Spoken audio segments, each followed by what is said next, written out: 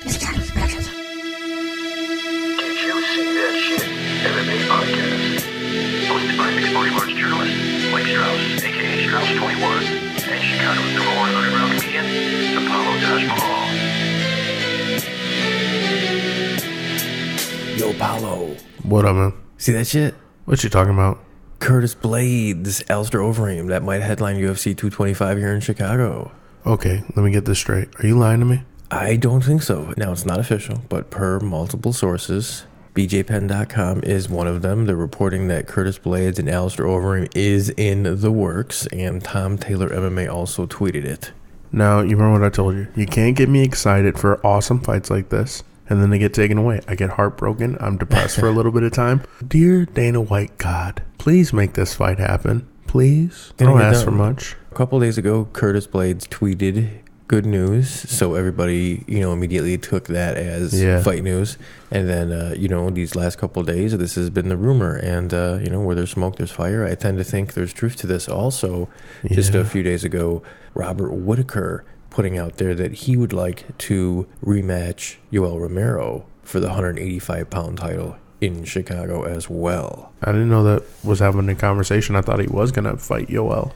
It just was a matter of where. So let me ask you, Apollo, if both of those come true, if we have Whittaker defending the title against Yoel, and we have Alistair Overeem, Curtis Blaydes, or is that good enough to be a main event and co-main event here in Chicago? I love you, Dana. Yes, that is definitely a card that. Now, obviously, I want to see what happens. Well, we already have Sergio Pettis and Benavidez on it. We also have Claudio Gadelha fighting Carla Esparza. So, I mean, right there, that's pretty solid. And then Rashard Coulter is also fighting.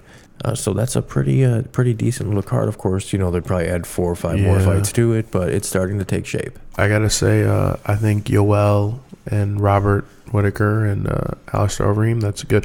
I gotta ask you a question. Mm-hmm. Is Alistair Overeem starting to kind of feel like the gatekeeper for the title shot? Yeah, probably a little bit. Mm-hmm. Yeah, it's definitely not the olden days of Overeem and knees to the head and this freak of nature. No, that his time has passed. UFC has been the one major promotion that he's been in that has really eluded him, championship wise. Yeah. We have a lot to get to on this podcast, man. Bellator 195 picks, UFC 222 picks. But before we get to all that, Jon Fitch, he is the newest member to the Bellator roster. We pretty much thought this was going to happen, right? Yeah, well, it's now official in my book. In everybody's book, it is now. The Bellator 170-pound division is better.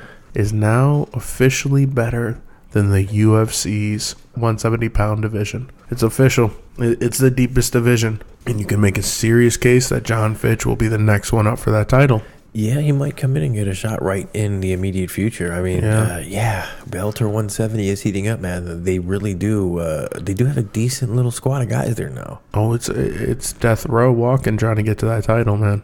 Alexander Gustafsson, he just teased a move to heavyweight too. So like all of our best 205ers are now going to heavyweight. What's going on here? Yo, Gustafsson, you're as tall as a heavyweight, but man, that frame is a little tiny, man. If they put a 225 division, you're good to go there. He would be a beast. He would be a so beast. Many guys. Yeah, but at heavyweight, he's a little thin. He's probably more technical and better than let's say a Francis, but Francis is so big. He's so much stronger, so much thicker. There's just something to it. No, I'm sorry. Stay where you're at, man, unless they get a 225. Nothing official on this one, but Volkan Ozdemir and Glover Teixeira is rumored for UFC 224 in Rio. Do you like that? Man, I'm having an issue with the heavier divisions lately, the heavyweight division and the light heavyweight division. Why? It's these older fighters that are a little bit past their prime, but are still so good. Mm-hmm. And they just keep winning because they are like very good. Like Glover, but they'll never be champs.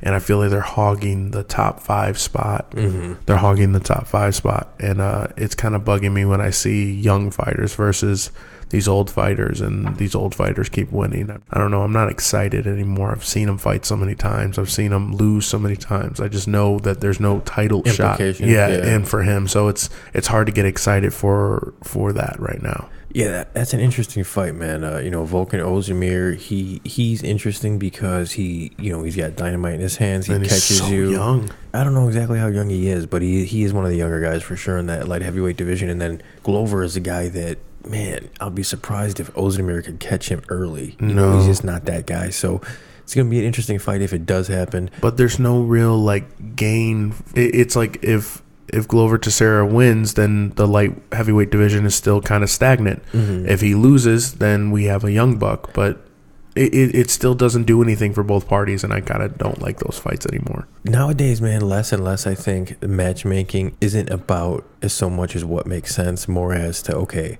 we have so many fights now, we just have to fill them. We have to fill all these slots. So they just do what they can to do their best. Yeah. Years ago, it made more sense to make certain fights, and that's just thrown out the window. And a lot of that is because we always kind of harp on it, but a lot of that is because of the rankings. Yeah. But you know what? If they haven't figured it out yet, they are listening to the Did You See That Shit podcast. I am Mike Strauss, a.k.a. Strauss21. You are?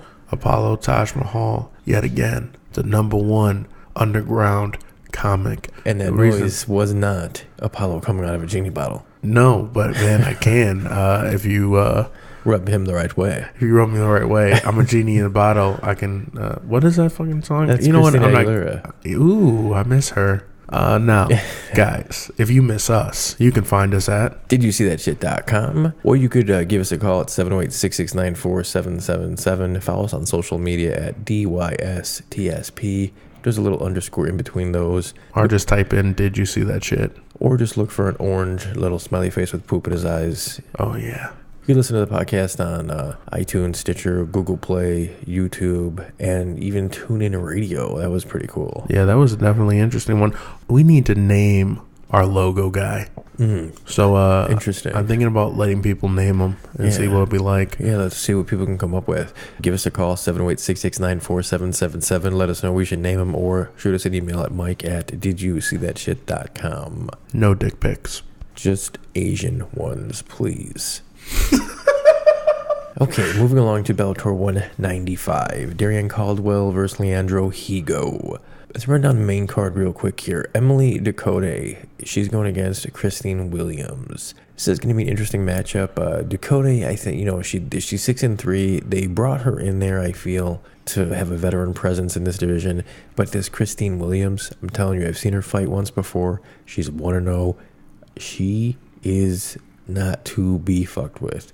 She is a G. I like her in a big way. I think she is going to run through Ducote. I've never seen her fight. I know you told me how good she is, and honestly, with the female division, how it is, you're going to see those kind of low records in there. Like, not so big of records, and still find murderers. So I'm excited just to watch. I'm not picking anybody. And then Joe Warren, 15-6, self-proclaimed world's baddest man, going against Joe Tamanglio, 23-8-1. This, as you said earlier, this doesn't really have too many implications, but I still think Joe Warren finds a way to get it done. He is just one of those guys that gets better with age. And he's too savvy of a veteran. Like, he's just too, even guys who are probably better athletes than him, he's just been around for so long. He's probably going to win. So you're picking Warren. Yeah, I'm going to go Warren, the self-proclaimed baddest man on the planet. And then we got the main event, Darrion Caldwell defending his 135-pound title against Leandro Higo. Man, I'm not 100% sold on Caldwell. He's 10-1. He's the champ. He is a very good fighter. I think he's going to win the fight. But I don't, I don't think he's the guy. I think there's a guy somewhere in Bellator up and coming that could be that guy that 135-pound division is very young, though. That's when you look at it. It is, but I like Caldwell in this. Yeah, I'm gonna go with the champ only because it's still so young, and I think he is the champ. You just gotta go with him for right now. And then kicking off the main card is a gentleman making his Bellator debut, Juan the Spaniard Archuleta. 18-1. He was one of the most sought-after free agents until Bellator snatched him up, making his featherweight debut for them against a late replacement in William Joplin. I'm digging it, man. I think Archuleta is a savage. And we had a chance to catch up with him here in fight week, just a couple days before the fight. So here's our conversation with Juan the Spaniard Archuleta. Right now I want to welcome Juan the Spaniard Archuleta. He just signed a 4-fight deal with Bellator, and he makes his debut March 2nd. That's this Friday at Bellator 195. What's going on, Juan? Not much. Just sitting here in the hotel, waiting to do some media stuff and some workout. So just hanging out. Well, I appreciate you taking some time with us, man. Fight week, I know it is a crazy busy week for you guys, and this being your first time competing at Bellator, it's probably a little bit different for you, but many promotions were vying for your services. You're probably one of the hottest prospects out there, or you were one of the hottest prospects out there. Ultimately, why did you decide that Bellator was the place for you?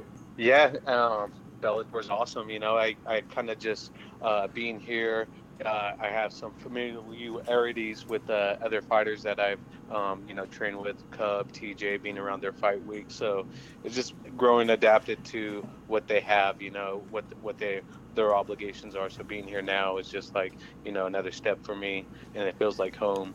As far as signing with Bellator, I left the signing option you want me to fight for. Let's make it happen, and I know that I'll go full board and, and I'll train the hardest I could do, and just to shine and be a standout for sure in any organization you put me in. And I've always known Bellator. I've always wanted to fight for them. I've had a couple buddies fight for them, so it was always something that I envisioned doing anyway. I think that they're doing it the right way. I'm a big Scott Coker fan. I think you're going to fit right in there. You mentioned some of the guys you train with. You kind of have a little super camp. How did all that come together? Oh, man, it's just been a blessing in disguise. I think a lot of MMA fighters, once they start finding their groove and they start, eliminating all the hassle out of their camps and starting to realize what they want, they find a group of guys together that they could train with and that they're comfortable with. And, that's pretty much what happened with us. It just happened naturally and organically, and we've just been training ever since and created a little team, and it's growing fast, and it's growing with many top fighters, and we're just blessed to be able to have that opportunity thanks to one of our sponsors, Steve Martin out of Legacy, who provided a building for us. And he just he loves the sport of MMA, and he just wanted to see guys taken care of and guys being helped out, mainly how it started, and then from there on we've just been growing it, and it's been taking off rapidly. Man, that's so cool. We need more people like that, in the sport of mixed martial arts. Juan, you've compiled super impressive at 18-1 record. You're on a 13-fight win streak, but personally, I still feel like you're underrated. Do you feel like you don't get the shine you deserve? Yeah, I don't go out there and try to make other people happy. I'm doing it for my own deal, and I know in time, it's going to happen. They'll say that I came out of nowhere, but in reality, all the people that I've trained with and the people that have helped me to where I'm at now know my capabilities. And when I'm able to go out there and perform on the bright lights and it's gonna feel like home. So underrated, I wouldn't say, but there's always a proving ground, when you leave one organization to the next. So whether it be someone leave Bellator for UFC, or someone leaves UFC for Bellator, or in my case leaving King of the Cage to Bellator, there's always going to be a proving ground. Oh yeah, you're right about that, man, and you're definitely right when when all the people say, yeah, he came from nowhere. No, dude, he's been doing this for the last 10 years. Check it out. But featherweight in Bellator is really crowded. Do you plan on staying there, or do you maybe bounce around to lightweight, or haven't thought about that yet? No, I just definitely want to get in first and get my feet wet inside the organization. I left it open to them, and they asked me if I wanted to fight 145. They had this fight for me, and I said absolutely. And so basically, Scott Coker and Rich Chow, they do a good job of matchmaking and finding opponents. So I have full belief in them promoting me, and what's going to make best for the promotion is going to make best for me as well. For sure, man. Your opponent, Zach Church, do you know anything of him? Well, he actually pulled out of the fight, and they found a fighter on short notice named William Joplin. So yeah, he's out of James Krause's Glory Kickboxing MMA, and he trains there with Zach Cummings, James, Tim Elliott. So tough opponent, definitely a scrapper in the gamer. A chance of his career that he wanted for so long, and now it makes for a dangerous opponent because he definitely wants to come in there and make some noise as well. It sounds from what you're saying, man. It sounds like he might even be more, taking nothing away from Zach. It sounds like he may be even a little bit more dangerous than Zach Church, your original opponent there. You didn't think for 1 second about not taking a fight, right? You just wanted to fight. Oh, yeah. No, absolutely. I mean, they called me and said, hey, we got to pull out of the guy pulled out of the fight. And then I was like, okay. And they said, but we're going to find a replacement. I said, I have full faith. Whatever you guys put in front of me, I've been training my butt off. I've been wanting to fight since the LA card, so let's get it done. Yeah, Bellator is really good at putting last-minute fights together when things like that happen. Before I let you go, man, I wanted to ask you real quick about your nickname, the Spaniard. I love it. It reminds me of Gladiator. What's your origin story behind that? Yeah, that's definitely where I got it from, was the movie Gladiator. The character in the movie, he just plays, a wholehearted guy that got everything taken away from him and went to go try to put himself in the position he was in. And I feel like that's pretty much my life story as well, and now I'm here to make a name for myself and represent my heritage and represent my ancestors. I feel like Spain is a little bit as well underrated as a MMA country, and I'm here to help put them on the map and hopefully get some recognition for that. For sure, you could probably start changing your name to the belt collector, because I saw that picture you have on social media. What, we got like 9 or 11 belts now, man? 7 total. One organization, and then outside King of the Cage, California Fight League, True Form Entertainment, Gladiator Challenge. You'll have another one soon for Bellator, I'm sure, man. Is there anything else you'd like to add before we wrap it up? I just want to thank everyone that's been supporting me. Thanks to Bellator for making this happen, and all my training partners, my coaches, the training lab, my sponsors, Elite Sports, USA, Legacy Builders, Boost Mobile, and everyone else, Snyder Services, that helped me out and made this dream come true, and my family, my wife, my kids that's been supporting me. And thank you for your time. Absolutely, man. I can't wait for your fight this weekend at Bellator 195. Could you do me a little favor? We kind of have a tradition here. If you could you say, this is Juan Archuleta, and you're listening to the Did You See That Shit podcast? This is Juan Archuleta, Did You See That Shit podcast. Thank you for tuning in. Thank you for having me. Thank you. Appreciate your time, sir. Dude, I like what he has to say. For sure. You know what, man? When I hear his name, I definitely go back to wrestling, but he is he's gonna be one of those top-notch dudes, man. I'm excited for his fight. I'm gonna pick him. The 145-pound division right now in Bellator is very interesting. Now he is right at the top of the division. Yeah. Right away, man. He wins this fight, and boom, he's right in the mix with those killers there. It's gonna be fun to see what they do. UFC 22 also happens this weekend. Cyborg Kunitsaya. We'll start with the prelim. We actually had a chance to speak with several guys on this card, man. Let's start with Jordan Johnson going against your hero, Adam Milstead. Yo, Adam Milstead is my spirit animal. Okay, so I like Jordan Johnson's confidence, and go back to episode 1 if you want to listen to what he had to say. You can find that on Google Play, anywhere that you listen to your podcasts.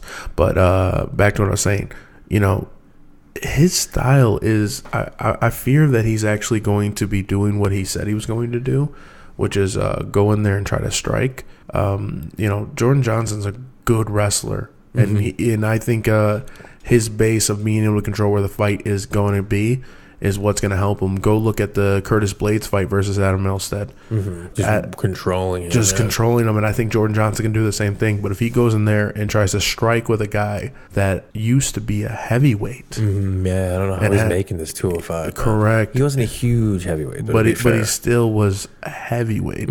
So he still has power in his hands. I think that Jordan Johnson's not going to be the happiest camper in that cage. He can probably still win, but... Who are you picking? Just from what Jordan Johnson said, I'm going to go with Adam Milstead by decision, because I don't think Jordan's going to... I fear Jordan's going to go in there and just try to strike, where I don't see that as his game. All right, I'm going to go Jordan Johnson. I'm going to go the other way. Really? Then we have the number 7 ranked Brian Caraway going against the gentleman we had a chance to speak with, Cody Stamen, 16-1.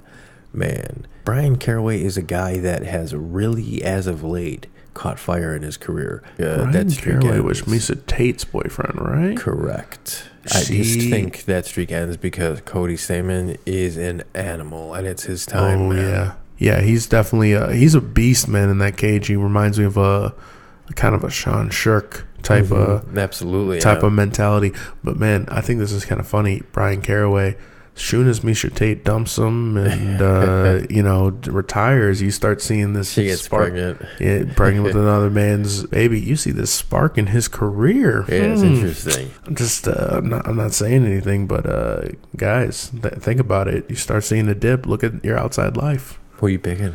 I'm going to go with Cody. I'm going to go with that, with the man from Michigan, man. I'm going to go with Cody. So you're going Cody. I'm going Cody. As am I. And then Ashley Yoder, she gets to welcome Mackenzie Dern to the UFC. Mackenzie Dern, she is 5-0. She's coming from the Jiu-Jitsu world and Invicta. She has really made a name for herself in the Jiu-Jitsu world. Ashley Yoder is the much bigger fighter. Who is going to win? It's going to be interesting. Personally, I think Mackenzie Dern will get it done. She is definitely going to be outgunned on her feet, so to speak. Yeah. But as soon as that fight gets to the ground, it's a wrap.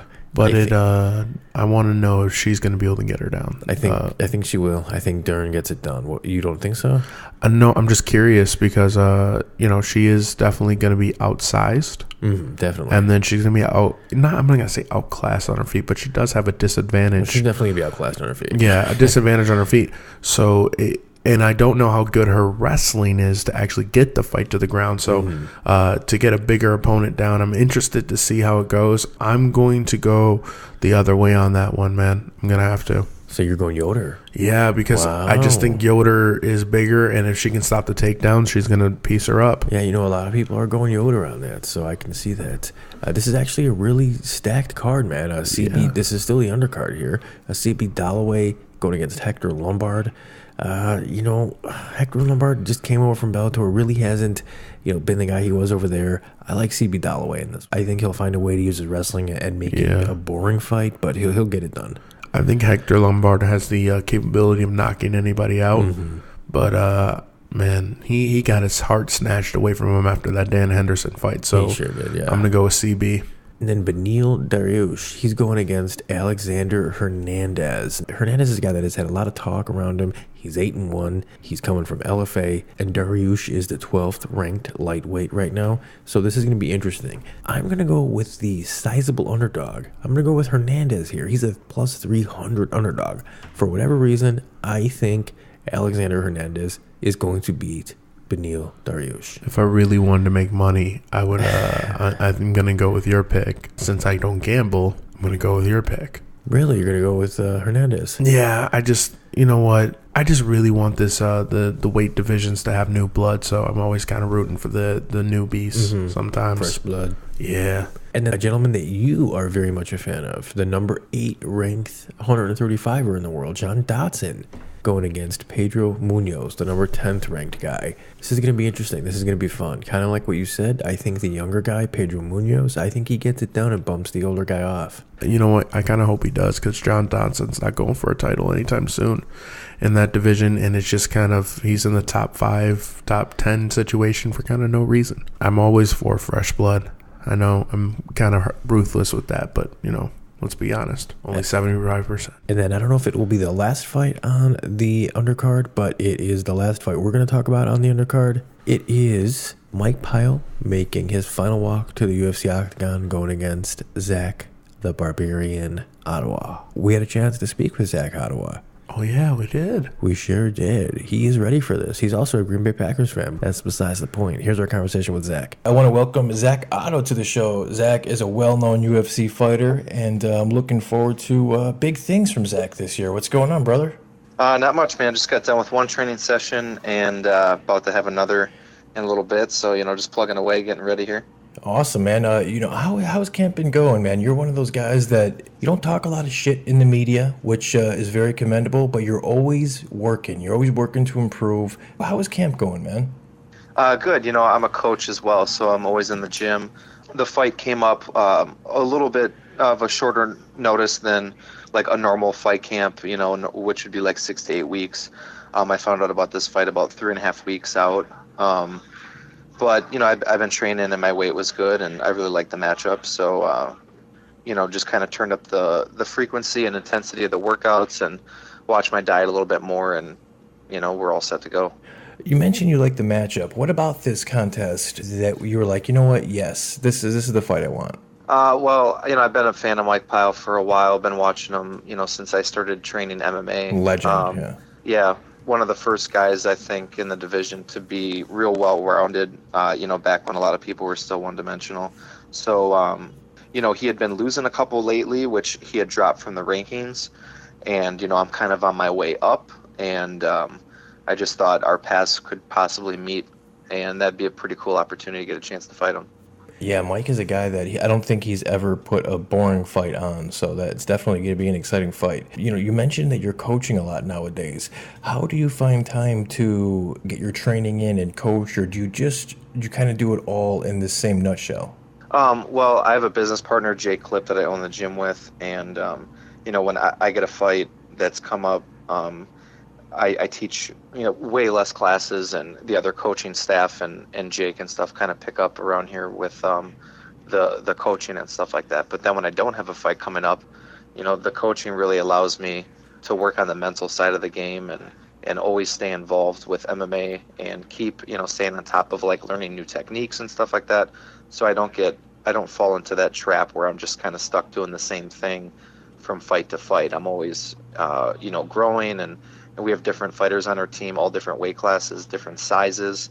So there's different, styles that I need to be familiar with so that I can help coach them according to kind of like what their anatomy is and what works for them. So I think it really helps with the mental side of what I do, when I'm in between fights. Let me ask you, man, what's your favorite discipline to train?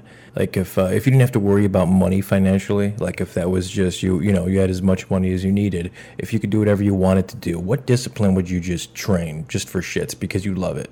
Yeah, I really like doing Brazilian Jiu-Jitsu. That was kind of what I started with when I started doing MMA training.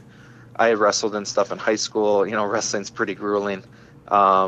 And then I do really enjoy the striking aspect, but I don't plan on, sparring and getting hit in the head, for the rest of my life. So I do, after I'm done with MMA competition, I would like to really focus in on jiu-jitsu competitions.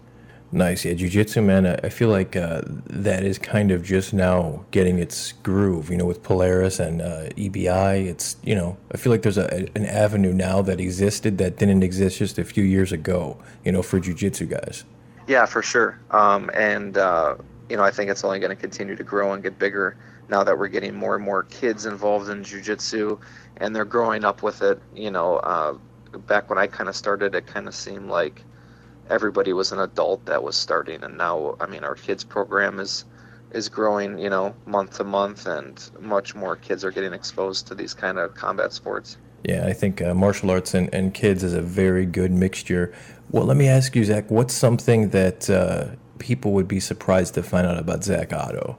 Well, I had quite a bit of career changes coming up before I got into this. From high school, I'm from Milwaukee, Wisconsin. I got accepted to the Air Force Academy. I played football for them. I went to the Air Force Academy for 2 years. Kind of used some connections from there to get a job working as an assistant for a stockbroker out in New York City. So then I went from Colorado, moved to New York City, lived out there. I pretty much was like homeless, just couch surfing from friend to friend for like a year until my bank account pretty much ran out. And then I came back home, and I was going to finish up at just like a state school here in Milwaukee, and that's when I found jiu-jitsu. So I always done well in school, but I knew I was going to do something and be successful. I just didn't know what it was going to be. And of course I always wanted to be a professional athlete, and along with running the gym and running a business and stuff, it's something I really like to do too. So I kind of get the best of both worlds, and I couldn't be happier where life kind of ended up right now. Yeah, that's so cool, man. So what gym did you discover jiu-jitsu at? I started at Matamoros Jiu-Jitsu. Henry Matamoros is my instructor, and he was the first Brazilian Jiu-Jitsu black belt from the state of Wisconsin. Really? He was kind of one of the founders, from in the mid 90s, putting mats in his basement and having some guys over to just try to find whatever information they could to practice the techniques and stuff like that when Jiu-Jitsu first came on the scene. Ended up opening up a gym and then fighting professionally himself and stuff. And then by the time I started, like in 2009, he had been retired from fighting but was a black belt. And then he moved out of state and took a job out of state, and then pretty much passed down the gym to Jake and myself. Man, that's so cool. I love hearing the origin stories about how you and how other elite fighters, how you guys find the sport. And more times than not, I don't want to say, it's life-changing, but almost, right? A lot of times, it's almost life-changing for you guys finding jiu-jitsu and martial arts. It's very cool, man. Very cool. That's a great story. And thank you for your service, too. I got to bust your balls a little bit, man. Are you a Packers fan? Yeah, Packers fan. I'm a Bears fan. We're in Chicago here. I can't really even bust your balls because we don't even have a team here. At least you guys win. We don't have much of a team without Aaron Rodgers. We pretty much saw that when he got hurt for the majority of the year this year. And I mean, we're pretty much just the Cleveland Browns, but with Aaron Rodgers. It's an interesting way of looking at it. You could argue that Aaron Rodgers could have won the most valuable player last year because look how valuable he is to his team when he goes out. Yeah, man. Without him, I mean, they did a bunch of firing and management, and everybody's pretty happy about that around here. Very cool, man. If you weren't a professional fighter, what sport would you try to play?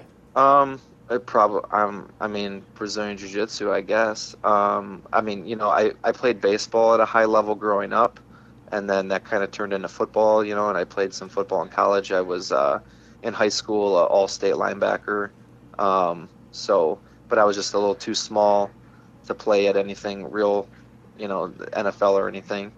Obviously, if I could, I would, but realistically, I've been there. I've been through the whole progress of pretty much reaching my potential in those other sports. So I'd have to say just, Brazilian Jiu-Jitsu, some form of grappling. If everything goes perfect, how many times would you like to fight this year? 3 times would be great. I'm getting one in here, if I can come out healthy and get on that June card that's in Chicago, which is, super close to us. Hell yeah. That'd be awesome. I know a lot of friends and family that have been wanting to come and watch, a UFC fight with me in it. And a lot of people are making that trip out to Las Vegas. But before that, I was out of the country, 3 times in a row. So if I could fight close to home, that would be awesome. And then that's only June. So, I could get a 3rd one in before the end of the year. Sounds like a good plan, and to me, that's the least they can do. Throw you a bone, like you said, man. You just fought 3 fights out of the country. Us here in Chicago, all kidding aside about the Packers joke, but we love our fighters here, and we love to watch you fight because you're an exciting fighter, and I'd love to have you on that Chicago card, man. And I'm sure all the fans would here too. Is there anything else that you'd like to add? Just appreciate you having me on the show. If you guys are listening, just follow me on social media. I'm on Facebook and Instagram under my name, Zach Otto. And then I have a Twitter handle @TheBarbarianMMA. Well, man, I appreciate your time. Could you do me a quick favor? We kind of have a tradition here. Could you say this is Zach Otto and you're listening to the Did You See That Shit podcast? Sure. This is Zach Otto and you are listening to Did You See That Shit podcast. I appreciate it so much, brother. Good luck in your fight, and I hope I get to see you in Chicago. All right, man. Appreciate it. Thanks. Thanks, Zach. All right, see you. I got to give your honesty about your crappy team. So let's get to the main card here, UFC 222, man. It's going to kick off with the number 6 ranked Cat Zingano going against the number 5th ranked Ketlin Vieira. It's going to be interesting, man. I'm a huge Cat Zingano fan. I just think the unbeaten Ketlin Vieira, she is too big, too strong, too much for her. I'm going to go Ketlin Vieira here. I'm going to go with the amazing Cat Zingano. I think she still has it in her to get a title. She beat the champ, that is the champ now, Amanda Nunes. I think she's just a warrior, and she can beat anybody on any given night. This is one of those ones where I hope I'm wrong. So, yeah, hopefully I'll be wrong there. And then the number 10th ranked heavyweight in the world, Stefan Struve. He's going against the number 12th ranked heavyweight. I can't believe he's still around, Andrei Arlovski.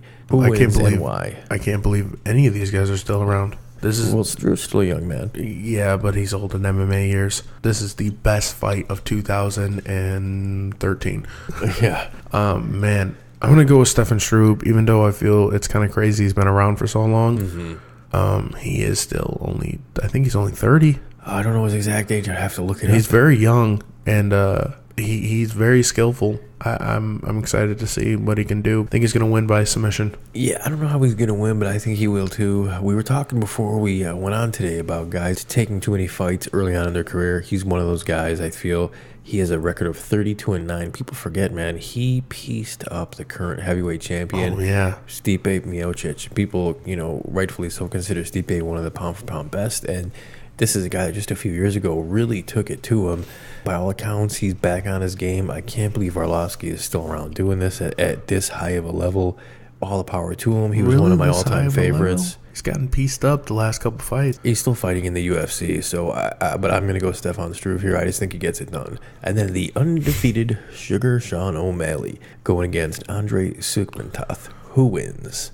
I know you're not a big Sugar Show fan. It's not that I'm not a big fan. It's that I don't believe I've watched both of his 2 fights with the UFC, which is the Contender Series and the actual fight he had on the Ultimate Fighter against Terrion Ware. Yeah, he had a fight against Terrion Ware. Was his first fight in the UFC. I give him props for having a dope chin. Like, he just takes it. Like, he gets punched a lot, and he's slick. Like, he's very slick, but he's still very raw.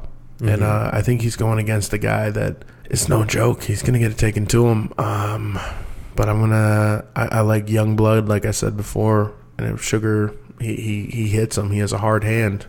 I think he can knock him out. So I'm going to go with Sugar. I hate doing this. I'm going to go Andrei Sukmantoth. They've been calling him Andrei Soccer Mom on all the better episodes. It's pretty funny. I like O'Malley. I think he's a young, entertaining, charismatic fighter. And like you said, man, he is very creative with his style of striking. He's dynamic, but at times he is reckless. His hands are down, and he's very wild. And I think Sukmantoth has big power, and I think he can catch him, and I think he will catch him. So I'm going to go Sukmantoth. That brings us to our co-main event, man. Very excited for this fight. Frankie Edgar against Brian Ortega. This should be a fucking fight. This is going to be a fucking barn scorcher. I'm going with the prospect killer, man, and I don't think that Ortega has the answer for Frankie. Shit. This is a hard one for me. This is a really hard one. One of the hardest ones to pick on this card. I remember fucking watching Frankie Edgar on his on the reality show True Life on the MTV. Yeah, I remember that too, man. Way back when. I remember. Man, weren't you in your dad's balls then? Still, how were you? How do you even remember that? I wasn't in his balls anymore. You were in your mom spit him back in your. We had cable in there, guys. Okay. So, but I just remember. I remember watching that. I remember watching him going through the ranks. I am a huge Frankie Edgar fan. Huge, yep. But I need to be honest, and this is really gonna sound horrible. I don't see him ever winning a title. Oh, he already has won. Again. Like, I don't see him winning the title again. And he could be, unfortunately, that guy, man. And it kind of reminds me of Uriah Faber, of a guy who had a title that just can't get it back. And because of that, I don't want him to keep being the gatekeeper. Or I don't want him to keep turning away young talent, from being able to get title shots. Because then it's just, the weight class becomes stagnant. I'm going to go with Brian Ortega because I want this 145-pound division to grow. And Brian Ortega's jiu-jitsu is just too legit to quit. Oh, yeah. I'm going to go Frankie. I still think he's got it. I think, I still think he can win a title. I was looking forward to him versus Max Holloway. I hope we still get to see that. It's an interesting fight. It really is. Ortega's strength is his jiu-jitsu, and he's finished every single fight he's ever been in. I don't think he could finish Frankie. And nothing against Ortega. I just don't think anybody can finish Frankie. So, I'm going to go Edgar there. But we'll see. It would not surprise me if Ortega wins in the least bit. And then perhaps less dramatic main event, Cyborg versus Yana Kunitsaya. Now, listen, in my opinion, if we were judging a physical beauty contest, this wouldn't be much of a decision. But we're not doing that. This is a fight, and Cyborg. And I think she wins in the first round convincingly. I'm sorry. You know what? I'm just going to call you Yana. I'm sorry, Yana. It's going to hurt. It's going to hurt a lot. You're going to get hit. If you last more than 3 rounds, I'm very happy. If you make it a fight, I'm even happier. If you do what Holly Holm did, I'm ecstatic. But you're going to get hit, and it's going to hurt. And I'm sorry that Cyborg is your first fight in the UFC, because I believe you deserve to be in the UFC. But you have to go against this freak of nature Cyborg that could probably destroy half of the 145 male division. So, yeah. It just bothers me that they haven't built this division, and they're really just giving Cyborg 135-pound women to fight, and they're really just feeding these women to a monster. So it's like Max Holloway cupcakes, man. They just keep feeding her cupcakes. It doesn't. And I think she gets stronger with every person she destroys. Yeah, right. It doesn't make much sense. I don't know. I don't know if she's up in Bellator. I don't know if they're going to build a division finally around her. We'll see. She's the one lady who said, I could beat up Floyd Mayweather, and I go, yeah, you could. Yeah, she might be able to. Like, I think you could. You know, Dana White was just on a radio show, and point blank, he was asked about a picture that he took with Brock Lesnar. Everybody wants to know, will Brock Lesnar be in the UFC again? And Dana White said there is a very, very, very good chance and a strong likelihood. What do you think? Do you think that's all just talk to try to build some hype for the TV deal, or do you think this is really going to happen? So I told you what I thought was going to happen. Jon Jones is going to get a year suspension, and he's already served most of that year. Then Jon Jones is going to bulk up a little bit. They're going to let Brock. We don't know how long Jon Jones has yet, to be fair. Most likely, people think he's not going to serve any more time. Like, people are honestly thinking this with USADA. Well, I don't know the people you're saying. I've heard people saying he can get 2 years or 4 years. So. I think, though, the UFC is planning on him not getting much. Mm-hmm. Let Brock Lesnar come off the steroids. Mm-hmm. Jon Jones versus Brock Lesnar. It very well could be, man. Or Stipe's wife even said that Stipe would love to welcome Brock Lesnar home. Really? Yeah, Stipe's wife said that. She got a stronger mouthpiece than Stipe. Oh, it's not a disrespect either. No, but I think Stipe, man, Brock, you don't want none of Stipe. I'm so sorry. It's going to be a spinning match the way it was against Kane. You're going to get dizzy again. Well, I'll tell you what, man. If Brock Lesnar does come back, I'll finally have the courage to tell my mom.